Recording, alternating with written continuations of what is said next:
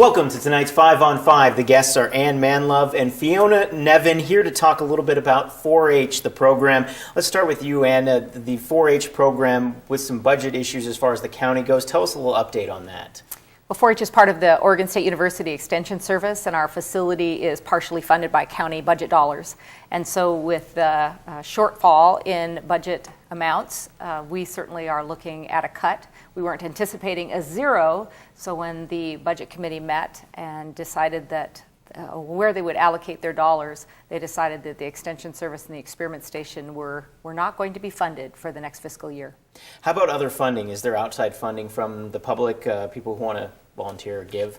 Well, absolutely. The funding for the Extension Service comes from a state, federal, and certainly grants and contracts locally and the greater area. So about $200,000 comes from the county, and we receive about $8.5 for every dollar the county spends.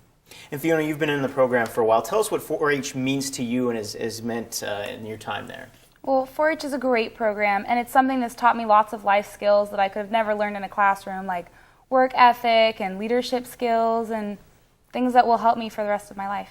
And for those out there who maybe just moved to Oregon and maybe grew up in more of a city environment, never heard of 4-H, though it is in a lot of places. Tell us a little bit about what 4-H involves. Well, 4-H, it's a lot more than just livestock. We have programs like Lego robotics and art. So it's really just honing and cultivating skills that you already have and learning and meeting new people.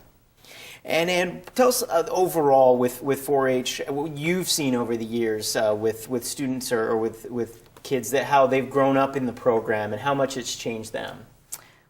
Well, obviously, they are learning wonderful skills and habits and things that will take them into possible careers, so that's our goal. So we have a number of kids that, in this light of this budget crisis, have been writing letters and sharing their thoughts, and so it's really affirming, and it makes you feel pretty good that those skills that they've developed have been important and have taken them into other areas of their lives. I have a few more questions for both of you, so stick around. More 5 on 5 right after the break.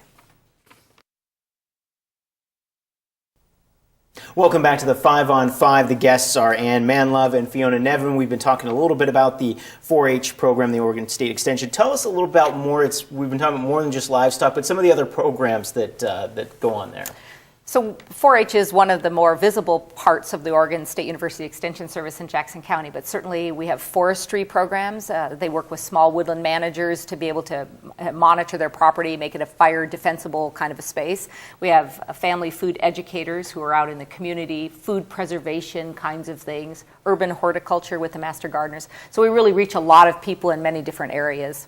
And has that kind of grown each year as it's kind of gone along, adding programs or new things? Well, I think it's always been about agriculture and youth and home economics, but certainly now with there's a lot of woodland space, and land stewards is another program where they can be, learn to be better stewards of the land. So, it's always growing. And Fiona, we talked a little bit before about what it has meant to you, but what does it mean to your future? What do you see yourself doing and taking some of those lessons into your career? Well, I'm not really sure what career I want to pursue yet, but I know that with the skills that I've learned through the 4-H program, I'll be successful in whatever career I choose to pursue because of the skills I've had.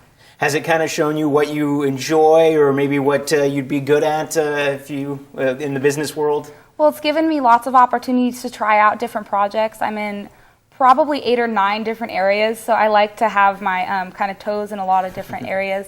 But just given me lots of opportunities to try new things and shown me what I like to do.